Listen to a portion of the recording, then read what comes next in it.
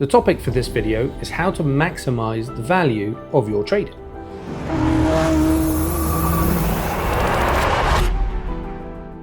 Hi, and welcome to Find My Wheels Consulting. My name is Bill, and if you're new to the channel, welcome. Having sold vehicles for many years, I decided to put this channel together in order to help you in the car buying process.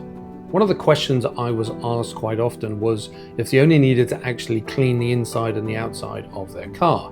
Now, I always found that interesting because if you reverse the roles and let's say you were to go and look at a private sale of a vehicle and the current owner hadn't bothered cleaning out the sticky Cheerios in the back seats and there were dirty, smelly socks throughout the vehicle and it looked like it hadn't been cleaned in about 3 years, how would that affect how you judge the valuation of that vehicle?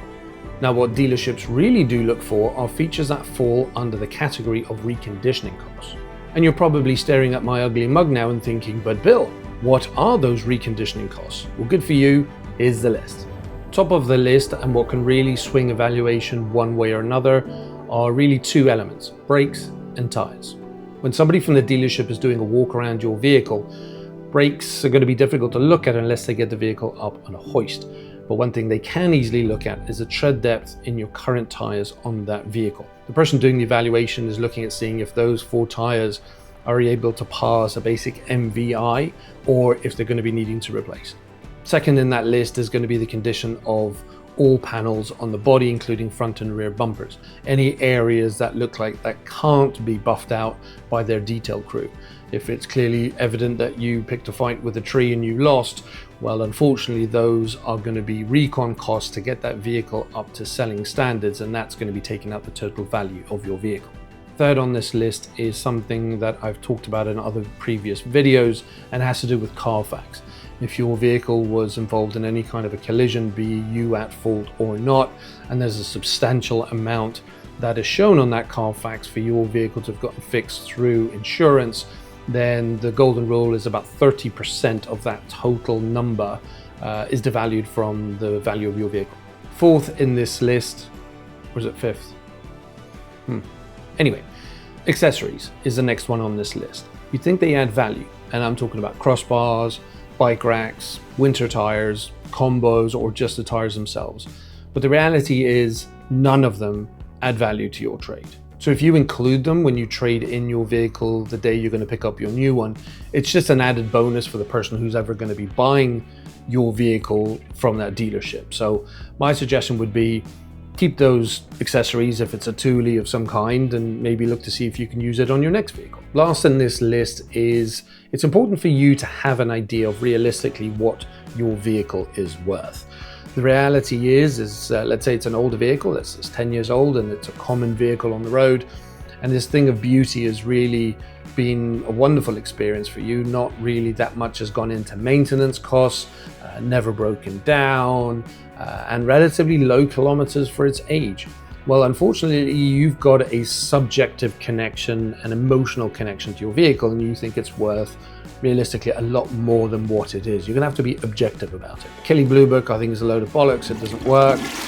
But something like Auto Trader is a good tool to look into see what it's worth.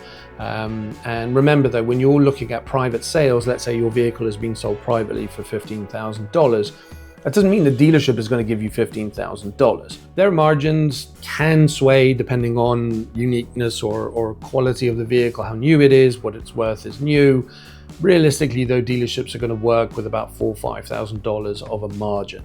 They're going to be recon costs depending on if your car is a garbage tip or not. Let's say it's about $1,500. Getting it MVI'd, serviced, yada, yada, yada.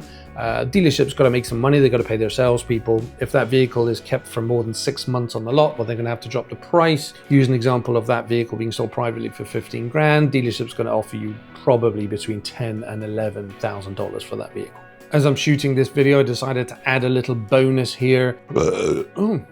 And that has to do with clutch. I'm going to do a separate video on clutch and what my thoughts are on it. But for purposes of this video, I'd say clutch is another good tool for you to look at. Where their business model is really buying all and any used vehicles, It's certainly worth you exploring it. I think they've set it up pretty easily for you to get an evaluation. So take the 10-15 minutes to see what they offer you. But at the end of the day, note this. I wouldn't use Clutch's evaluation as a selling tool to get more for your trade with the dealership, because the reality is, if you're trading in a Subaru at a Toyota dealership, they probably don't really give a shit about your trade, in all honesty. Use Clutch as a tool to find out what the valuation could be. It's probably going to be on the high side based on their business model. But I wouldn't use it as a tool, a bargaining tool, where the dealership say, well, Clutch is offering me $2,000 more. Well, and good news, Mr. Customer, sell it to Clutch because we don't want your vehicle anyway.